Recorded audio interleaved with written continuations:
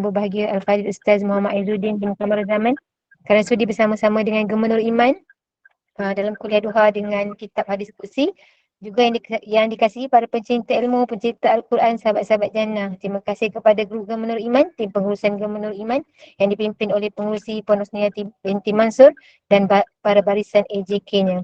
Jadi baik untuk memberkati majlis pada pagi ini, mari sama-sama kita membacakan umul kitab yang akan dipimpin oleh Al-Fadhil Ustaz. Al-Fatihah. Bismillahirrahmanirrahim. Alhamdulillahi Rabbil Alamin. Ar-Rahmanir-Rahim. Maliki Yawmiddin. Iyyaka na'budu wa iyyaka nasta'in. Ihdinas siratal mustaqim. Siratal ladzina an'amta 'alaihim ghairil maghdubi 'alaihim waladdallin. Amin. Amin ya Rabbal Alamin. Tanpa membuang masa lagi, saya menyerahkanlah kepada Al-Fadhil Ustaz. Tafadhal mashkura. Baik, bismillahirrahmanirrahim. Assalamualaikum warahmatullahi wabarakatuh. Alhamdulillahi rabbil alamin. Nahmaduhu wa nasta'inuhu wa nastaghfiruh wa na'udzu billahi min syururi anfusina wa min sayyiati a'malina. May yahdihillahu fala mudilla lahu wa may yudlil fala hadiya lahu. Asyhadu an la ilaha illallah wahdahu la syarika lah wa asyhadu anna Muhammadan abduhu wa rasuluh. Amma ba'. Alhamdulillah. Pertamanya kita syukur pada Allah Subhanahu wa taala di atas kesempatan yang Allah izinkan kepada kita pada pagi ini untuk sama-sama kita berada di dalam majlis ilmu. Moga-moga Allah Subhanahu wa taala melimpahkan kebaikan demi kebaikan, kerahmatan, ketenangan dan juga keberkatan dalam kehidupan kita. Dan mudah-mudahan kita tutuplah hujung tahun kita ni dengan majlis-majlis yang baik ini, dengan harapan kita menutup tahunan kita dengan amal soleh kepada Allah. Moga-moga Allah Subhanahu wa taala pun akan menutupi penghujung usia kita dengan amal soleh kepadanya, insya-Allah. Amin ya rabbal alamin. Baik, ibu-ibu yang dirahmati oleh Allah Subhanahu wa taala, hari ini kita akan baca beberapa hadis kudusi. Dan hadis kudusi yang kita akan bincang pada hari ini, dia duduk di bawah satu bab, iaitu bab kitab Al-Fadilah. Kitab bab kelebihan-kelebihan. Okey. Bab kitab kelebihan-kelebihan. Baik. Hadis yang pertama, hadis yang diriwayatkan oleh An-Nasa'i dan juga Ibnu Majah. Hadis ni dalam riwayat adalah hadis yang bertaraf hasan, hadis yang bertaraf hasan. Baik, iaitu daripada Rifa'ah Al-Juhani radhiyallahu an. Beliau berkata, qala Rasulullah sallallahu alaihi wasallam. Allah Taala ni kata Nabi SAW, iaitu innallaha yumhil. Kata Nabi sallallahu alaihi wasallam, sesungguhnya Allah itu menangguhkan. Innallaha yumhil. Sesungguhnya Allah itu menangguhkan. Allah menangguhkan apa? Iaitu Allah menangguhkan permohonan-permohonan doa hamba-Nya daripada dimustajabkan. Maksudnya semua doa kita ni tidak dimustajabkan oleh Allah. Allah tangguhkan. Bukan Allah tak makbulkan. Allah Ta'ala belum makbulkan lagi. Dia tangguhkan. Kenapa Allah tangguhkan? Kata Nabi SAW, hatta idza dhahaba minal lail nisfuhu aw thuluthah.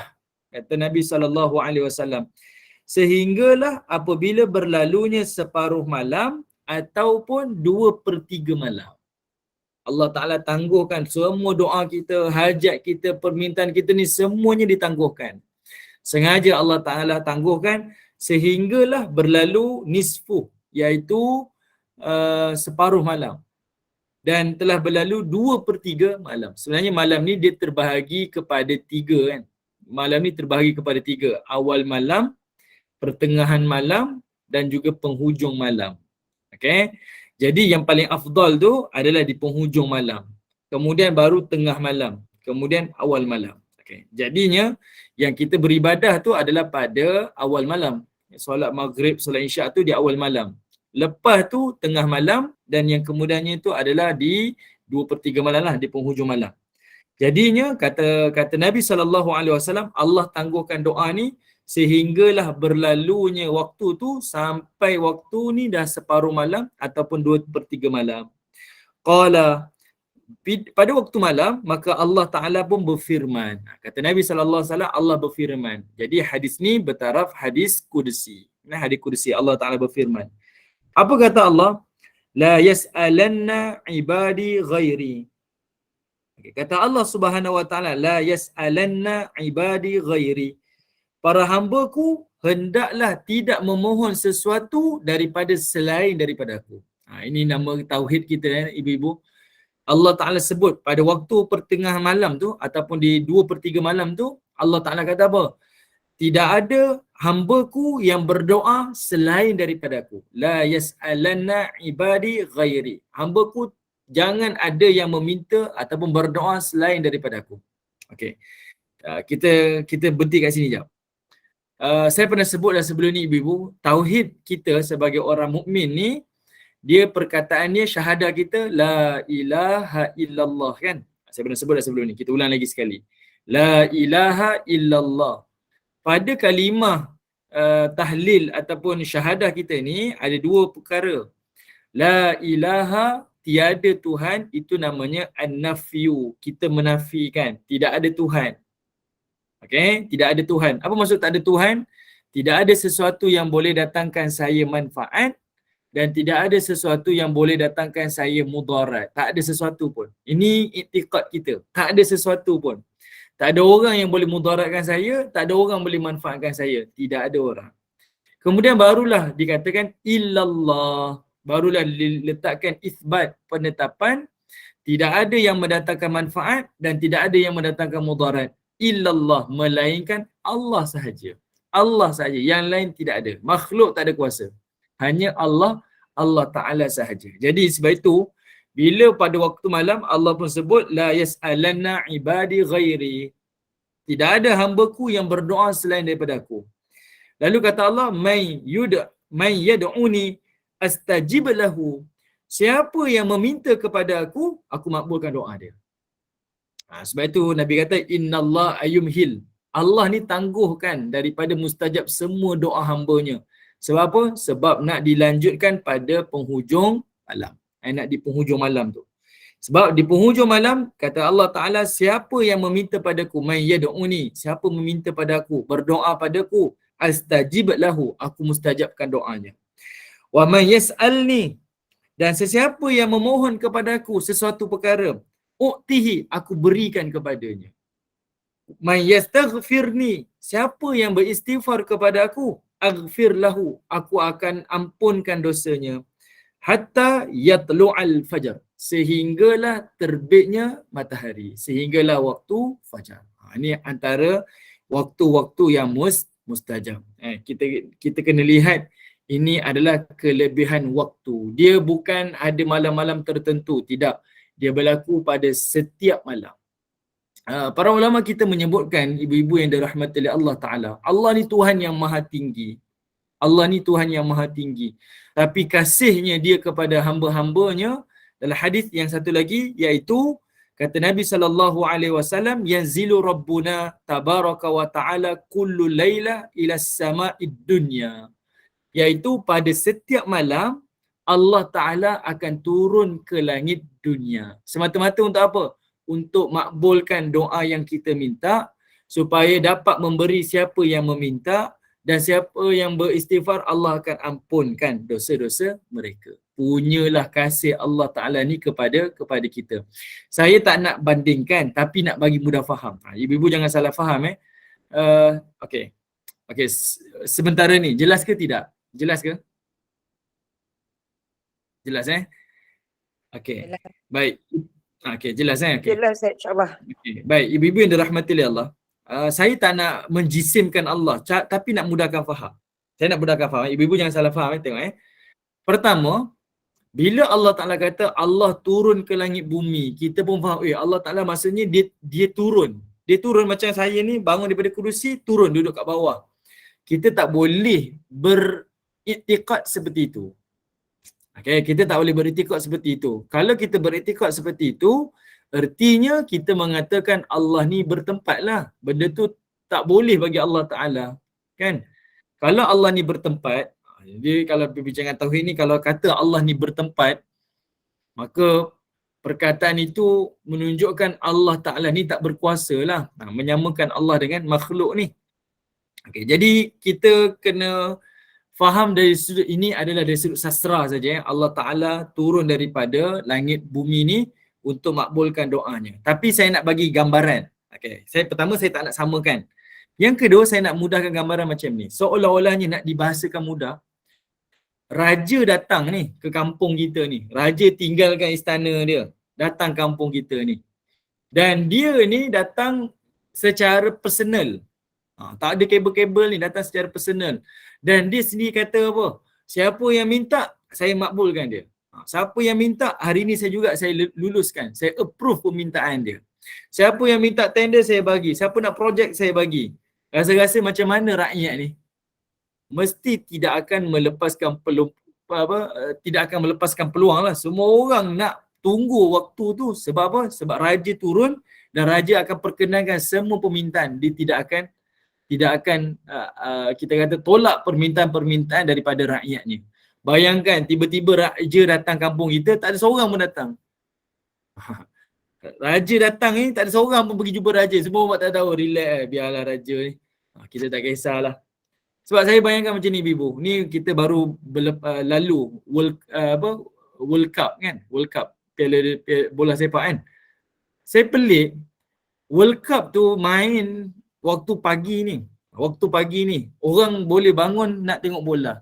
Sedangkan esok tu kalau dia tengok ulang tayang pun boleh juga. Ulang semula, siaran ulangan boleh je, tapi tak nak. Saya mesti tengok live. Sebab apa? Keterujaan live dengan tak live tu dia tak sama. Saya rasa sama je. Saya pun tengok bola juga, tapi tak adalah nak berjaga live ni. Saya esok baru tengok kan. Itu pun tengok highlight. Berapa gol tu je. Tak payahlah nak.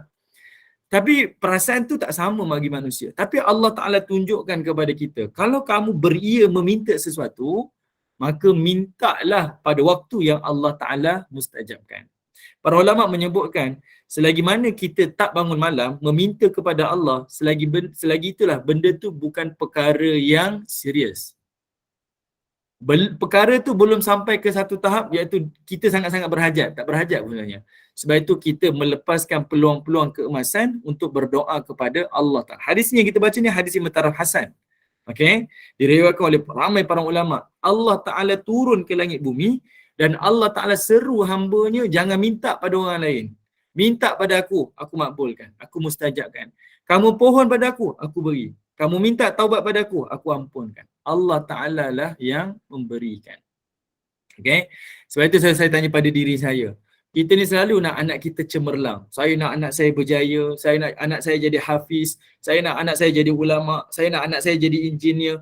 Tapi kita tak pernah bangun malam minta pada Allah apa yang kita minta. Kita nak anak kita berjaya ni, tapi tak pernah bangun malam, ya Allah bagilah anak saya ni. Sedangkan kita tahu itulah waktu yang paling mustajab, tapi tak pernah minta. Itu menunjukkan kita tak pernah bersungguh dalam permintaan kita. Dan apa yang kita minta tu sebenarnya kita belum benar-benar serius dengan apa yang kita minta kepada Allah Ta'ala. Jadi itulah yang dimaksudkan, yang mana kita punya permintaan tu ditangguhkan. Bukan Allah tak makbulkan, tapi sebenarnya kesungguhan kita tu tak ada. Okay, kesungguhan kita itu tidak ada. Jelas Ibu? Okay, ini adalah hadis pertama berkaitan tentang kelebihan di penghujung malam. Okay, kelebihan di penghujung malam. Okay, jadi macam Bunda Azrina kata apa? Betul kan, kalau raja datang kita semua teruja, ternanti-nanti nak request. Maka begitulah di penghujung-penghujung malam kita sebelum terbit fajar, kita sepatutnya setiap hari ini dalam keadaan semua orang ada hajat. Maka sudah tentulah kita akan teruja dan ternanti-nanti di penghujung malam sebab nak angkat tangan minta pada Allah. Sebab Allah Ta'ala berjanji akan makbul dan mustajabkan semua doa yang kita minta. Kalau yang kita minta tu tak sama dengan perancangan Allah. Okey, baik. Yang ini kita dah bincang dah dalam bab qada dan kadar Allah kan. Qada dan kadar Allah. Dalam hadis-hadis berkaitan dengan qada dan kadar ni, perancangan Allah ni, dia sebenarnya tak bercanggah. Cumanya dia terpisah. Ada bab berkaitan dengan Allah, ada bab berkaitan dengan manusia. Okey. Dari sudut ilmu Allah, kalau kita tengok dalam hadis-hadis Nabi, Nabi kata apa? Allah Ta'ala ni, minta maaf, Nabi kata, Nabi masa keluar rumah Nabi, Nabi pegang buku. Nabi letak kat sebelah tangan kanan Nabi. Nabi kata, pada buku ni ada nama si fulan, si fulan. Ada nama si fulan, si fulan. Si fulan ni, si fulan ni kata Nabi, dia bin siapa? Nabi sebut nama dia. Dan Nabi kata apa? Dia ni adalah ahli syurga. Kemudian Nabi pegang pula buku sebelah kiri. Nabi kata apa? Di kitab ni pula ada orang namanya bin sekian ni. Dia ni pula adalah ahli neraka. Nabi sebut secara clear. Yang ini penghuni syurga ada senarai dah. Ni ahli neraka ni ada senarai dah. Kita fikir, kalaulah semua orang dah ditetapkan macam tu, maksudnya tak ada sebab untuk kita beribadah pada Allah. Sebab semua orang dah ditentukan syurga dan neraka. Tapi hadis tu bukan bincang pasal tu. Hadis itu berbincang berkaitan dari sudut ilmu Allah. Allah dah tahu dah penghujung kita bagaimana. Allah dah tahu dah penghujung kita bagaimana. Sebab itu, bila kita nak faham perancangan Allah ke qada dan qadar Allah, dari sudut ilmu Allah, apa yang kita lalui dan akan lalui, semua Allah dah tahu dah. Cuma dari sudut kita pula, kita tak tahu. Jadi, dia sebenarnya tak bercanggah. Kita minta pada Allah hajat macam ni, hajat macam ni.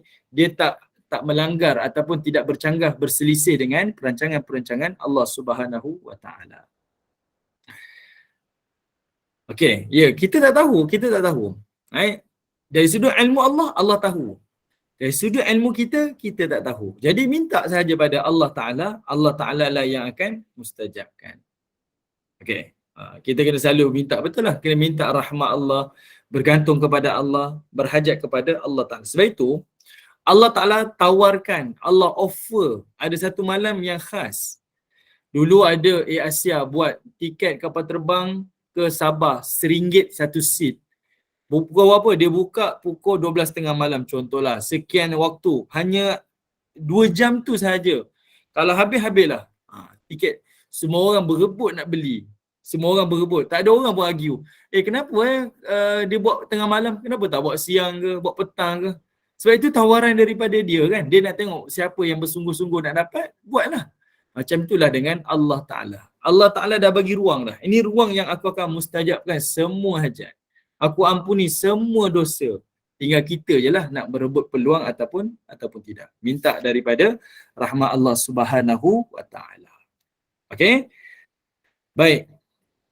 Alright. Sekarang kita bincang dalam hadis yang lain ni pula. Okay. Sekarang ni, kita tengok sikit pengajaran. Pengajaran dekat sini, kenapa Allah Ta'ala ni letakkan di penghujung malam, waktu-waktu yang khusus ini, adalah waktu itu adalah waktu yang kritikal lah. Manusia dalam keadaan nyenyak tidurnya, dan manusia waktu itu adalah dalam keadaan dia, kalau kita kata dia kalau tidur tu dia deep sleep lah. Dia waktu tidur yang paling nyenyak. Okay, dia tidur dalam waktu yang paling nyenyak. Dia adalah waktu yang paling tenang. Jadi waktu itulah paling terbaik untuk berdoa kepada Allah. Bangkit dan memintalah kepada Allah Subhanahu Wa Ta'ala. Okay. Yang kemudiannya, siapa yang berqiyamul lail, menambah-nambahkan lagi amal salehnya, ekstra amalnya dengan qiyamul lailnya, maka Allah Subhanahu Wa Ta'ala akan memberikan kelebihan yang khusus kepada mereka. Alhamdulillah. Okay, Allah Ta'ala akan berikan pahala yang khusus kepada mereka sebab membuktikan kesungguhan mereka mengharapkan sesuatu daripada Allah dan mengharapkan pengampunan daripada Allah Subhanahu Wa Ta'ala. Okay, betul. Allah hanya pilih orang-orang tertentu. Tapi boleh tak kita usaha? Boleh. Semua orang berpeluang untuk dapat tempat tu. Cuma kita kena rancang, kena tidur awal kan, jaga kita punya ni, jangan terlalu penat sangat. Buatlah sesuatu yang kita boleh bangkit malam. Sebab peluang ni Allah Ta'ala buka kepada semua orang. Allah tak khususkan kepada golongan-golongan tertentu. Okey. Baik, itu yang pertama. Hadis yang berikutnya, hadis berkaitan tentang orang yang dicintai oleh Allah dan orang yang dibenci oleh Allah. Okey, hadis berkaitan tentang ada orang yang dicintai oleh Allah dan orang yang dibenci oleh Allah Subhanahu Wa Ta'ala. Hadis ni riwayat Al-Imam Tirmizi Dan hadis ni adalah riwayat daripada Al-Ibnu Hibban. Okey, Ibnu Hibban. Hadis bertaraf sahih. Okey, apa dia? Diriwayatkan daripada Abu Zar radhiyallahu an. Anin Nabi sallallahu alaihi wasallam qal. Kata Nabi sallallahu alaihi wasallam, Nabi bersabda, thalathatun yuhibbuhumullah. Ada 3 manusia yang paling dicintai oleh Allah. Ya, ada 3 manusia, 3 golongan manusia yang paling dicintai oleh Allah. Wa thalathatun yubghiduhumullah, dan ada 3 golongan lagi yang paling dibenci oleh Allah. Okay. Ada 3 golongan yang paling dicintai oleh Allah dan ada 3 golongan yang paling dibenci oleh Allah Ta'ala. Siapa tuan-tuan? Kata Nabi SAW, فَأَمَّا الَّذِينَ يُحِبُّهُمُ اللَّهِ. Orang yang paling dicintai oleh Allah. Yang pertama, kata Nabi SAW, فَرَجُلٌ أَتَى قَوْمًا فَسَأَلَهُمْ بِاللَّهِ وَلَمْ يَسْأَلْهُمْ بِقَرَابَةٍ بَيْنَهُ وَبَيْنَهُ فَمَنَعُوا وَفِي رِوَايَةٍ لِإِبْنِ حِبَّانِ فَبَخِلُوا. Okay. Maksudnya, orang yang paling dicintai oleh Allah adalah seorang lelaki yang datang kepada satu kaum. Seorang lelaki ni datang kepada satu bangsa, satu kumpulan manusia. Dia memohon sesuatu kepada mereka dengan nama Allah dan tidak memohon kepada mereka dengan sebab hubungan kerabat yang terdapat di antara mereka. Namun mereka tidak memberi sesuatu pun kepadanya. Dalam riwayat Ibnu Hibban, iaitu mereka itu bakhil kepadanya. Iaitu manusia itu bakhil kepadanya. Okey, maksudnya apa ibu-ibu? Maksudnya dekat sini, iaitu Allah Subhanahu Wa Taala, Nabi SAW bagi tahu, manusia yang paling dicintai oleh Allah, manusia yang mendatangi satu kumpulan manusia, dia minta kepada Allah untuk manusia ni. Dan manusia ni tak beri apa-apa pun pada dia. Dan manusia minta ni, yang berdoa untuk si fulan ni, tak ada hubungan kerabat pun. Okay. Apa maksudnya? Maksudnya, kita minta kepada Allah untuk orang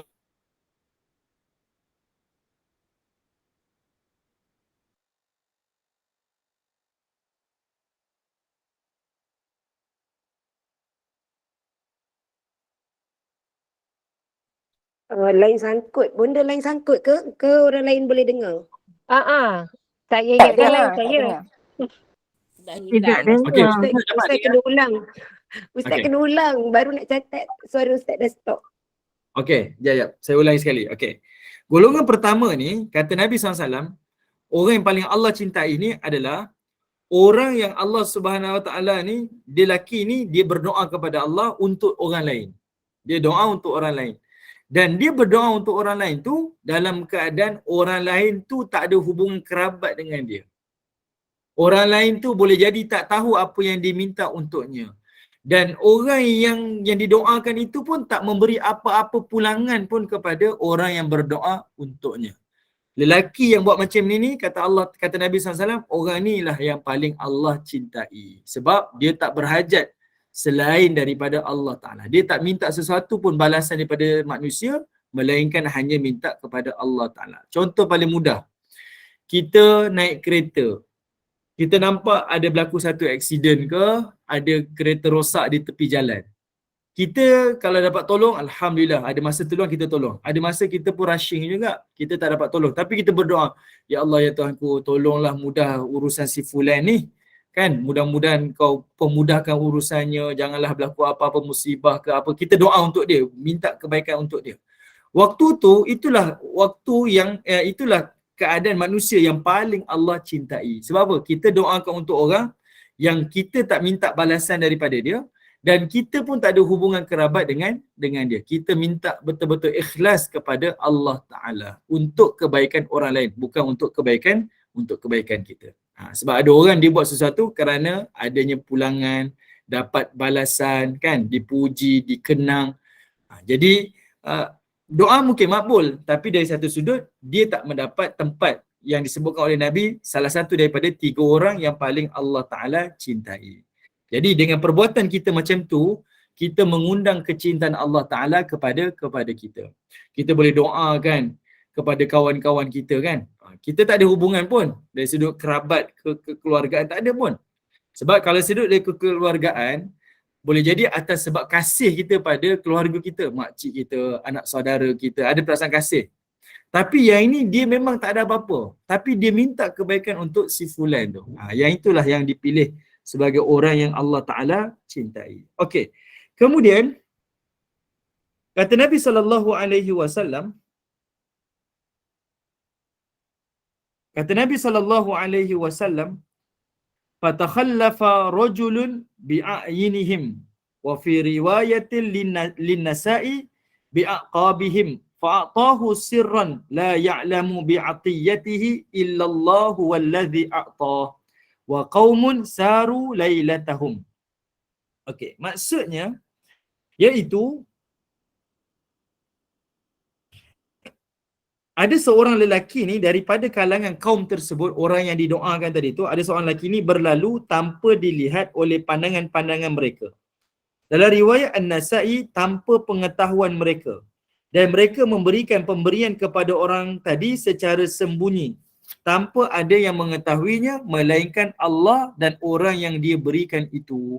Satu kaum yang berjalan pada waktu malam. Minta maaf. Okey, jadi sampai situ je. Okey, maksudnya Allah Ta'ala ni nak tunjukkan kepada kita ni, memang doa yang dipanjatkan untuk si fulan tu adalah didoakan secara rahsia, tak diketahui dan tak diharapkan balasan daripada orang tersebut. Maka ketika itu, itulah amal yang paling Allah Ta'ala cintai. Orang yang berdoa tu adalah orang yang paling dicintai oleh Allah Subhanahu wa Ta'ala.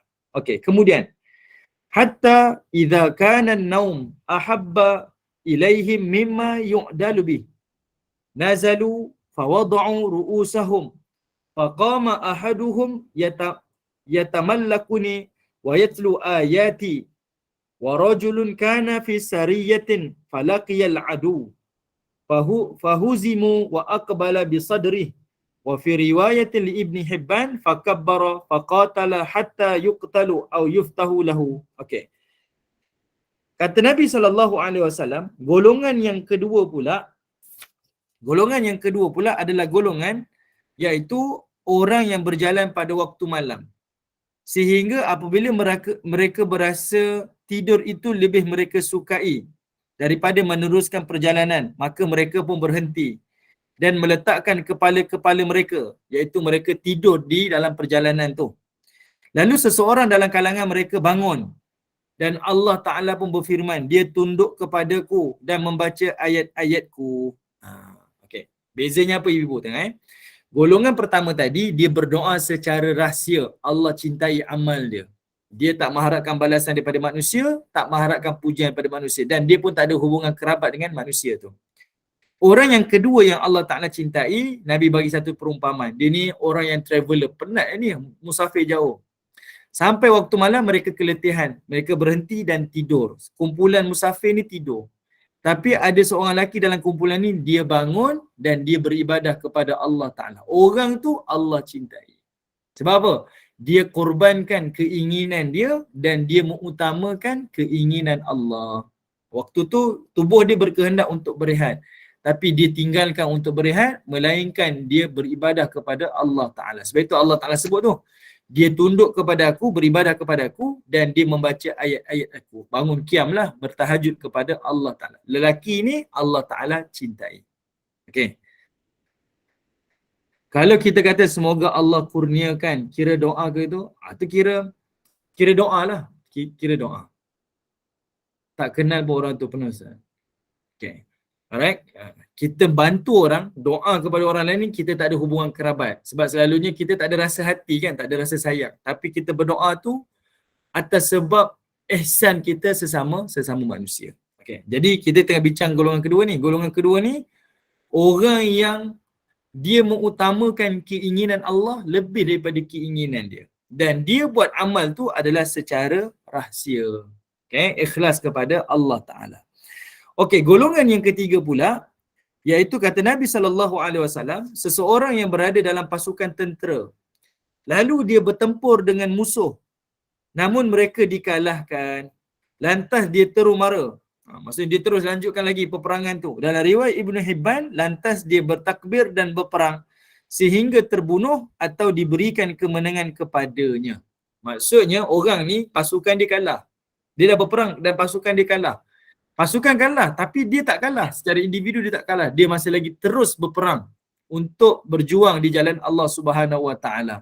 Dan kata dari riwayat ini, sama ada dia dimenangkan ataupun dia mati, orang ni adalah amalnya dicintai oleh Allah Subhanahu Wa Taala. Apa persamaan tiga benda ni? Persamaan dia adalah ikhlas. Doanya ikhlas. Ibadah solat malamnya tadi ikhlas.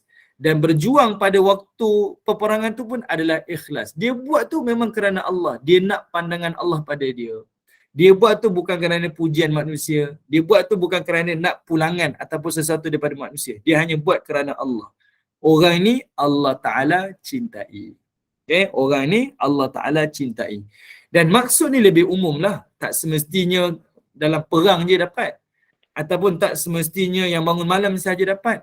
Boleh jadi kita ni ibu bapa yang membesarkan anak-anak dengan keikhlasan. Saya didik anak saya ni memang ikhlas. Saya tak pernah mengharap pun pada anak-anak ni kalau mereka besar, mereka kena balas apa yang saya telah berikan pada mereka. Jangan hantar saya kat rumah orang tua, jangan abaikan saya, jangan buat. Saya tak pernah fikir, contohlah ada orang macam tu. Saya tak pernah fikir pun, terpulanglah dia dengan Allah Ta'ala. Dia nak uruskan saya macam mana, nanti dah tua, terpulanglah.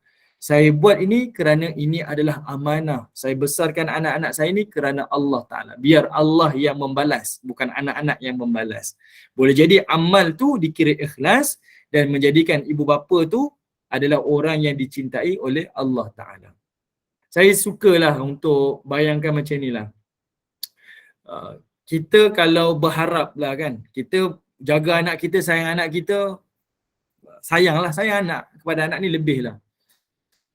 Dan selalunya kita mengharapkan anak tu balas balik apa yang kita berikan. Dan kita selalu kata memang patut anak tu kena balas. Bahkan banyaklah kelebihan-kelebihan anak yang berbakti pada orang tua. Kita selalu difahamkan macam tu. Tapi sebenarnya kalau kita mengharapkan balasan daripada anak, selalunya kitalah yang akan menjadi ibu bapa yang mudah kecewa. Kan? Kita akan jadi ibu bapa yang mudah kecewa. Sebab kasih ibu bapa kepada anak tak pernah sama kasih anak kepada ibu bapa. Kita dah pernah jadi anak, kita pun dah pernah jadi ibu bapa. Okey. Macam mana pun kita akan utamakan anak kita lebih daripada ibu bapa. Dia memang macam tu, perasaan tu fitrah. Perasaan tu fitrah. Jadi kalau kita mengharapkan dulu mak ni nak jaga awak ni macam ni, awak mesti buat macam ni kat mak. Sentiasa kena utama bla bla, contohlah kita buat macam tu. Waktu tu kita akan jadi mudah orang yang kecewa lah. Sebab apa? Anak tak akan mampu balas seperti mana kita berikan kepada dia. Sebab itu yang penting untuk seorang ibu bapa ni, dia kena niatkan apa yang saya buat ni ikhlas kerana Allah Ta'ala. Biarlah Allah yang membalasnya. Biar Allah yang balas. Hati jadi lebih tenang. Anak call ke, anak tak call, tak apalah. Tak apalah, mungkin dia sibuk. Kita jadi lebih positif. Dan kita tak mudah kecewa jiwa kita. Kita tak mudah patah hati dengan anak-anak. Sebab kalau dah terlalu sangat patah hati, anak ni tak call, dia lupakan kita lah ni. Lebihkan pula isteri dia ke, suami dia ke. Kita takut-takutlah percakapan kita tersinggung ni. Anak tak ada apa-apa, kita yang tersinggung ni. Manalah tahu terkeluar perkataan yang menyebabkan anak tu tak basah-basah pula jadi anak derhaka. Itu yang kita takutkan. Sebab itu penting ikhlas kepada Allah Subhanahu Wa Taala. Okey?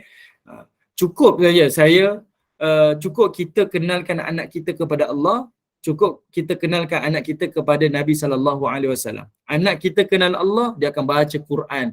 Allah Ta'ala sendiri sebut dalam Quran banyak ayat Allah wajibkan anak-anak buat baik pada ibu bapa dia. Wajib. Anak-anak baca hadis Nabi sallallahu alaihi wasallam, dia akan baca dan jumpa hadis-hadis Nabi berkaitan redha Allah terletak pada redha ibu bapa. Kemurkaan Allah terletak pada kemurkaan ibu bapa.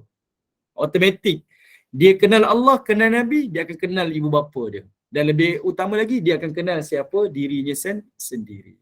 Okey, dia akan jalankanlah tanggungjawabnya sebaik-baiknya.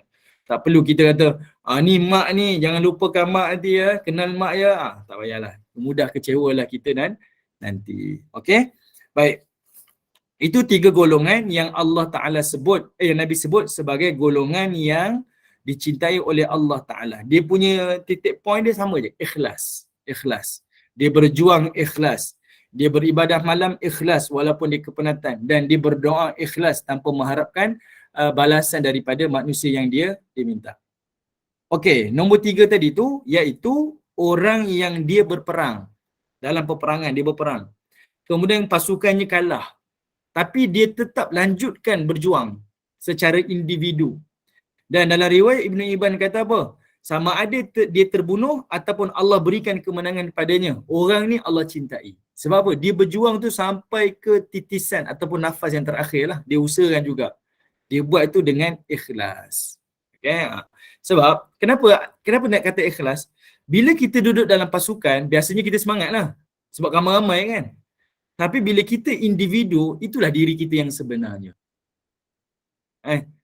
Cuba bayangkan kita duduk dalam medan perang. Ramai-ramai kawan ni, ada 100 orang. Kita beranilah nak berperang kan sebab 100 orang. Semua orang ada. Mungkin dia lindungi kita di belakang, backup kiri kanan, depan belakang kan. Kita rasa macam tu. Tapi ketika individu, kita sebenarnya, kita berjuang tu untuk siapa sebenarnya? Barulah namanya ikhlas. Namanya ikhlas. Okey. Baik. Kemudian kata Nabi SAW, وَثَلَاثَةُ الَّذِينَ يُبْغِضُهُمُ اللَّهُ, dan 3 golongan yang Allah Ta'ala murkai. Yang pertama kata Nabi SAW, Asy-Syaikhuz Zani. Asy-Syaikh, kita panggil Syekh kan? Syekh ni artinya tua, orang tua. Syekh ni maksudnya orang tua. Kadang kita suka kan? Ni Tuan Syekh ni. Itu adalah panggilan memuliakan orang lain. Tua lah dia ni, tua. Dia lebih tua. Kita hormatkan dia sebab dia lebih tua daripada kita. Dia panggil Syekh. Jadinya, Nabi kata apa? Golongan yang Allah murkai, Allah benci ni adalah golongan yang Asy-Syaikh, Syekh yang azani, Syekh yang berzina. Kalau kita tak faham, Syekh pun ada berzina ke? Okay, Syekh dekat sini adalah orang tua yang berzina. Okay, orang tua yang berzina.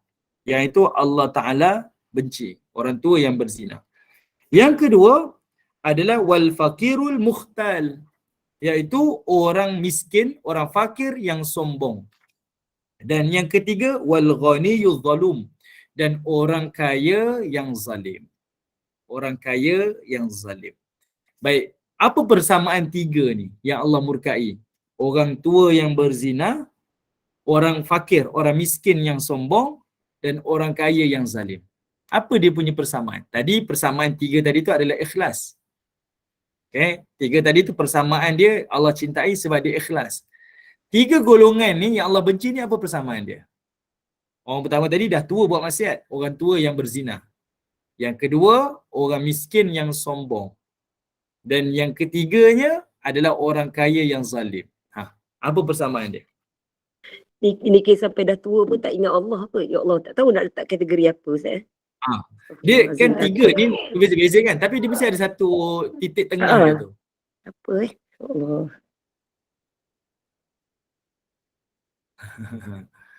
Okey. Apa dia? Okey. Okeylah, Bonda Azazah kata apa? Tak sedar diri. Betul lah tu, tak sedar diri. 3-3 tu sama je, dia tak sedar diri. Tapi dalam bahasa yang lebih manis lagi, kita kata dia tak mensyukuri nikmat. Tak mensyukuri nikmat. Kenapa? Tua tu, dia kena tahu hakikat dirinya tu. Hakikat dirinya tu Allah Ta'ala panjangkan usia. Nikmat tua tu dia dipanjangkan usia untuk beramal saleh. Tapi dia tak mensyukuri waktu tu adalah dengan amal saleh. Tapi dia melakukan maksiat. Okay? Dia melakukan maksiat. Sebab panjang usia itu adalah nikmat kan. Allah bagi tempoh lagi untuk bertaubat. Tempoh lagi untuk dia beramal saleh. Tapi tak sedar diri. Yang kedua pula, orang fakir yang sombong. Kalau dia sabar, Allah beri pahala. Sebab miskin pun adalah nikmat. Kalau dia sabar. Dia tahu dengan kesabaran itu Allah akan berikan ganjaran yang lebih baik di hari akhirat dengan ujian kemiskinan tu. Ujian kemiskinan, ujian kesempitan. Itu nikmat. Tapi dia tak mensyukuri dengan sabar. Tapi apa yang dia buat adalah menjadikan dia sombong. Dah lah miskin sombong pula. Orang macam ni akan dibenci oleh Allah Ta'ala. Golongan yang ketiga adalah orang kaya yang zalim. Dia ada nikmat. Allah beri dia nikmat kekayaan tapi dia sombong. Minta maaf. Tapi dia menzalimi orang lain. Dia tak berikan bantuan, tak bersedekah, berinfak, berkongsi pendapatan dan harta dia kepada orang lain. Orang ini adalah orang yang dibenci oleh Allah Ta'ala. Okay? Jadi hadis ni kita mudah faham. Direct je kan?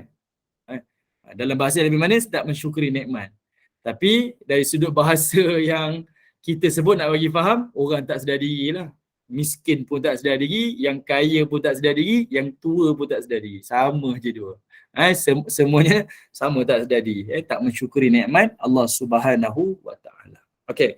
Ni 3 golongan yang kaya, yang dicintai oleh Allah, dan 3 golongan yang dibenci oleh Allah Subhanahu wa Ta'ala. Okey, hadis yang terakhir. Boleh ibu-ibu? Okey. Hadis yang terakhir. Okay. Hadis yang terakhir. Hadis riwayat daripada Al-Imam Bukhari, hadis sahih.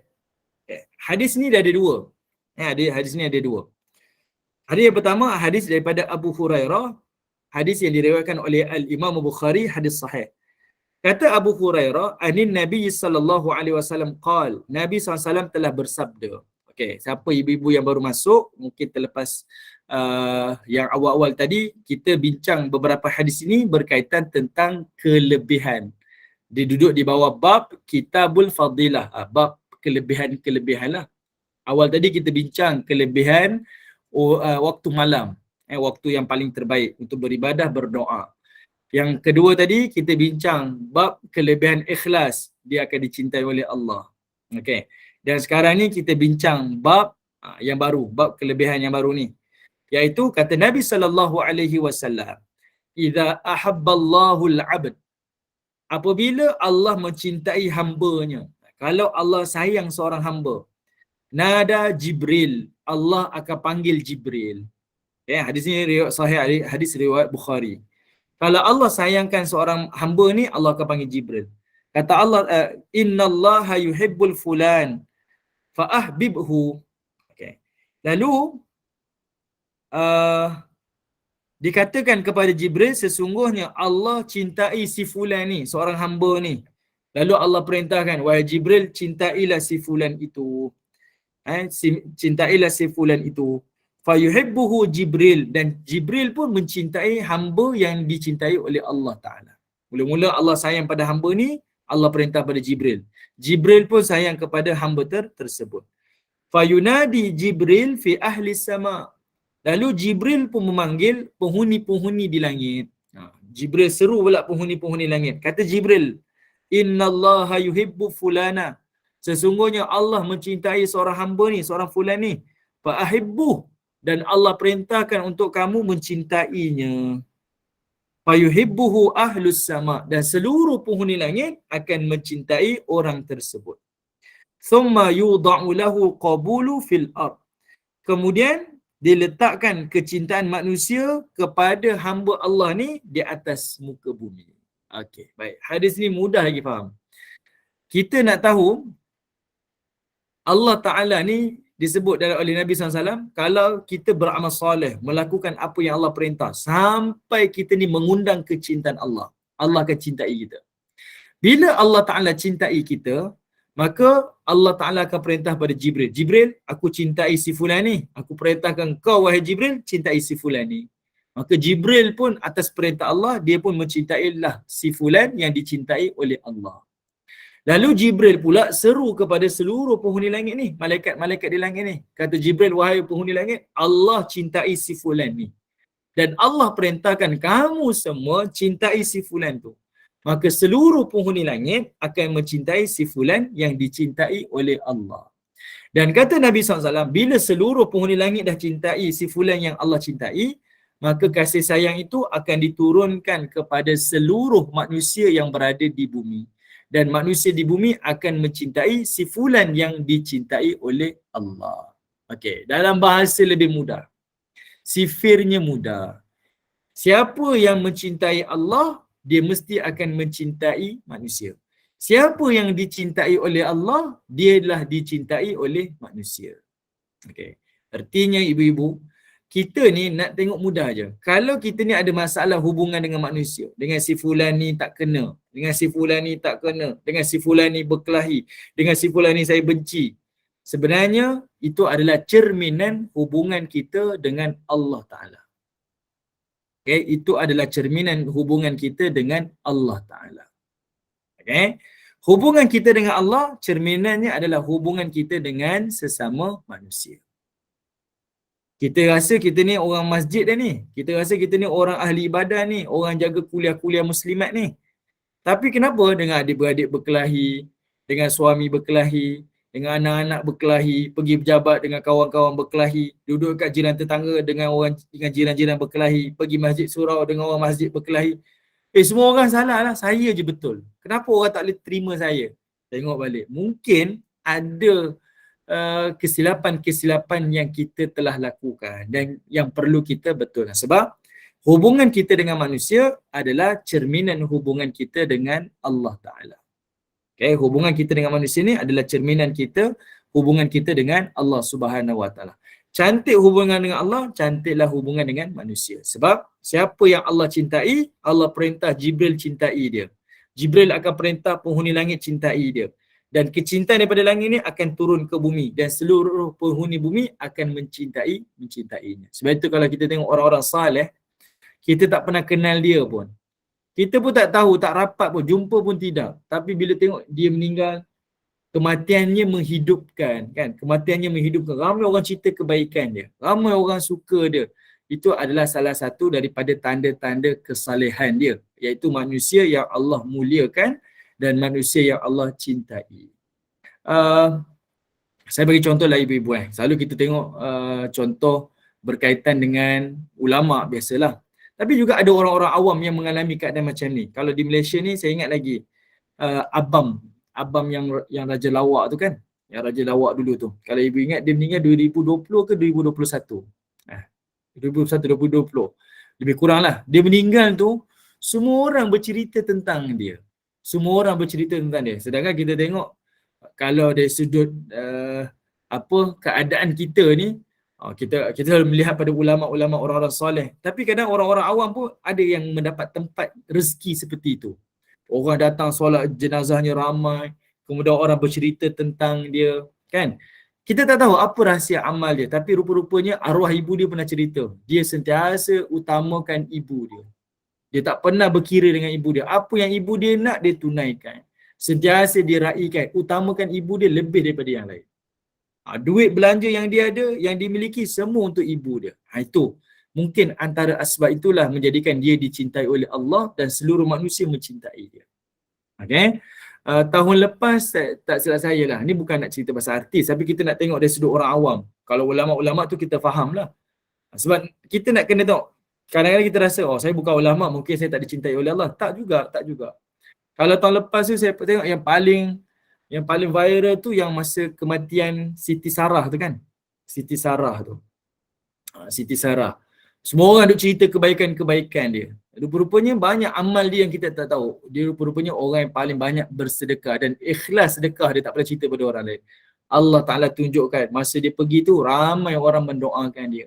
Ramai orang suka untuk bercerita kebaikan dia. Ramai orang nak mencontohi dia, meneladani dia. Banyak contoh. Saya ada seorang sahabat lagi. Nama dia Intan. Suami dia Reza nama dia. Nama dia Reza. Kalau ibu-ibu ingat tahun lepas ada kes yang ada isteri dia ni, suaminya meninggal di Terengganu. Suami dia kerja Petronas, meninggal. Dia meninggal 2-3 hari selepas hari raya. Dia meninggal tahun lepas. Tahun lepas lah dia meninggal. Jadinya kes tu viral lah. Kalau ibu-ibu boleh Google tengoklah ada kes tu. Viral kes dia ni. Dia meninggal. Nak ceritanya, yang Reza ni pengalaman saya dengan dia memang baik. Sangat baik. Dan nurse di hospital pun cerita dia punya baik dia tu, waktu dia dah nak ditidurkan tu, dia still lagi buat kerja. Still lagi dia kejut kawan-kawan sebelah katil, bangunlah solat ni, kita sakit-sakit solat ni. Dia still lagi buat benda yang Allah Ta'ala suka. Dan waktu dia meninggal tu, satu Malaysia duk cerita. Isteri dia tu sampai dia expose, terdedah lah. Sedangkan dia dalam keadaan lepas tu, dalam keadaan kita apa istilah kita ni, apa istilah kita wanita dalam keadaan saya dah lupa istilah dia. Dalam keadaan iddah kan.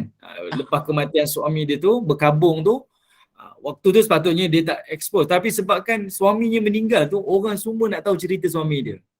Yang ini saya nak cerita contoh tanda-tanda orang yang Allah Ta'ala cintai. Kita pernah jumpa kan watak-watak orang yang dia meninggal, kita tak pernah kenal, tapi kematian dia tu jadi cerita pada kita. Dia menghidupkan jiwa-jiwa kita, menambah lagi iman dan kepercayaan kita kepada Allah Subhanahu Wa Ta'ala. Ini antaralah bukti orang yang Allah cintai, maka dia akan dicintai oleh seluruh manusia. Hubungan kita dengan manusia ni adalah cerminan hubungan kita dengan Allah Subhanahu Wa Ta'ala. Okey, baik. Ada satu lagi hadis. Kita tinggal 3 minit je. Hadis ni panjang pula, tak apa. Hadis ni panjang. Dia seakan-akan macam hadis yang sama juga, iaitu hadis yang kita baca yang ini. Lebih kurang, cuma hadisnya lebih panjang lah, tapi tak apalah. Masa tak mengizinkan, mungkin saya boleh buka lah 1-2 soalan untuk ibu-ibu kalau ada yang nak bertanya. Okey, silakan. Saya tak bertanya Ustaz, tapi saya sangat terkesan dengan pemergian Ammar, salah seorang student kita yang meninggal. Saya sangat tersentuh adik seorang tu. Sebab saya tak kenal dia, tapi selepas kematian dia, ya Allah, dakwah dia sangat, saya memberi kesan lah kat hati saya. Allah Akbar, contoh terbaik lah itu. Itu antara contoh lah orang-orang yang Allah Subhanahu Wa Ta'ala cintai dia. Seluruh manusia rasa cinta pada dia, rasa sayang. Pemergian tu rasa sayu, kita rasa sedih dengan pemergian ni. Itu tanda yang Allah Ta'ala tunjukkan. Bila Allah cintai seseorang, seluruh manusia akan cintai orang tersebut. Okey. Baik. Terima kasihlah kepada Bonda Zina. Okey. Kalau tidak ada soalan, saya serahkanlah kepada Bonda moderator. Silakan Bonda. Telefon.